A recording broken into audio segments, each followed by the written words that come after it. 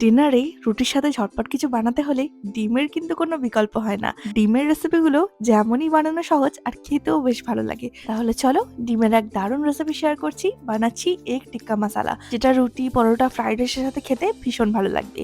তো প্রথমে আমি একটা মশলা তৈরি করছি। তার জন্য মিক্সিং জারের মধ্যে দুটো টুকরো করা টমেটো, একটু ধনেপাতা আর দুটো কাঁচা লঙ্কাকে একসাথে পেস্ট করে নেব। এবার আমি এগ টিক্কা মশলার জন্য ডিমগুলোকে সেদ্ধ করে নিচ্ছি। আমি এখানে 11 এগ বয়লার অ্যান্ড পোচারের মধ্যে ডিমগুলোকে সেদ্ধ করছি। এর মধ্যে তোমরা মেজারিং কাপ অনুযায়ী জল পরিমাণ মতো দিয়ে সফট, মিডিয়াম, হার্ড এই 3 ধরনের ডিম সেদ্ধ খুব ইজিলি করে নিতে পারবে। আর এর মধ্যে ডিমগুলো কিন্তু খুবই পারফেক্ট ভাবে সেদ্ধ হয়ে যায়। তো আমার এখানে ডিমগুলো সেদ্ধ হয়ে গেছে। এবার ডিমগুলোকে আমি ঠান্ডা জলের মধ্যে দিয়ে দেবো। তারপর খোসাটা ছাড়িয়ে নিয়ে একটা এগ স্লাইসার দিয়ে ডিমগুলোকে পাতলা পাতলা স্লাইস করে নিচ্ছি। তোমাদের কাছে যদি এই স্লাইসার না থাকে তাহলে তোমরা এগুলোকে ছুরির সাহায্যেও এইভাবে স্লাইস করে নিতে পারো। তো চলো, সব ডিমগুলো আমার স্লাইস করা হয়ে গেছে। এবার আমি গ্রেভিটা বানিয়ে নিই। তার জন্য প্রথমে একটা প্যানের মধ্যে দিয়ে দিচ্ছি একটু সর্ষের তেল। এটা আমি সর্ষের তেলেই বানাবো। তারপর এর মধ্যে আমি দিয়ে দেবো একটু জিরে আর একটু গোটা গরম মশলা ফোড়নে। এবার তেলের মধ্যে দিয়ে দিচ্ছি আমি দুটো মিডিয়াম সাইজের কুচি করা পেঁয়াজ। পেঁয়াজটাকে নাড়াচাড়া করে ভাজতে দেবো যতক্ষণ পর্যন্ত না পেঁয়াজের মধ্যে একটা হালকা ব্রাউন কালার চলে আসে।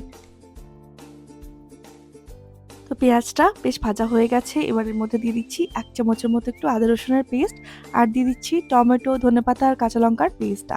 এবার সবকিছুকে ভালো করে মিশিয়ে নিয়ে মশলাটাকে কষিয়ে নেব। আর এর মধ্যে দিয়ে দেবো একে একে একটু স্বাদ মতো নুন, দিয়ে দেবো একটু কাশ্মীরি লঙ্কার গুঁড়ো, আর দিয়ে দিচ্ছি সামান্য একটু হলুদ গুঁড়ো, একটু ধনে গুঁড়ো, আর দিয়ে দিচ্ছি 1 চামচের মতো একটু গরম মশলার গুঁড়ো।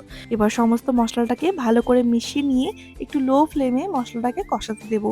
যখন মশলা থেকে তেল ছেড়ে আসবে তখন এর মধ্যে দিয়ে দিচ্ছি 2 চামচের মতো ফাটানো টক দই। এই টক দইটাকে কিন্তু আমি ভালোভাবে ফেটিয়ে নিয়েছি। আর এই পর্যায়ে গ্যাসের ফ্লেমটাকে একদম লোতে রাখবো, না হলে বন্ধ করে দেবো। এখানে দেখো মশলাটা ভালোভাবে কষানো হয়ে গেছে। এবার এর মধ্যে দিয়ে দিচ্ছি একটু কাসুরি মেথি, আর দিয়ে দিচ্ছি একটু ফ্রেশ ক্রিম। এই ফ্রেশ ক্রিমটা দিলে গ্রেভির টেক্সচারটা কিন্তু খুবই সুন্দর আসে। তোমরা এটাকে অবশ্যই দিও। এবার আমি ভালোভাবে মিশিয়ে নিচ্ছি। আমাদের গ্রেভি কিন্তু অলমোস্ট রেডি হয়ে গেছে। এবার এর মধ্যে স্লাইস করা ডিমগুলোকে আমি অ্যাড করে দেবো। এই রান্নাটা কিন্তু ভীষণই সহজ আর খুবই ঘরোয়া উপকরণ লাগে, তোমরা দেখেই বুঝতে পারছো। এবার আলতো হাতে ডিমগুলোকে নাড়াচাড়া করে কিছুক্ষণের জন্য একটা গ্রেভির মধ্যে ফুটতে দেবো। এবার আমাদের রান্নাটা একদম কমপ্লিট হয়ে গেছে। এবার উপর থেকে দিয়ে দিচ্ছি একটু গরম মশলার গুঁড়ো আর একটু কুচি করা ধনেপাতা। আমাদের এগ টিক্কা মশালা একদম রেডি। তোমরা এটাকে পোলাও, ফ্রাইড রাইস, নান, রুটি, পরোটা যে কোনো কিছুর সাথে এনজয় করতে পারো।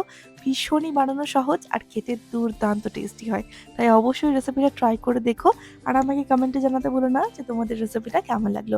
এরকম আরো নিত্য নতুন রেসিপির জন্য রিয়াজ ফুড ডায়েরিকে সাবস্ক্রাইব করতে ভুলো না। আর এই ভিডিওটা যদি ফেসবুক বা ইনস্টাগ্রামে দেখে থাকো তাহলে প্লিজ একটু ফলো করে দিও। আজ এইটুকুই, টাটা।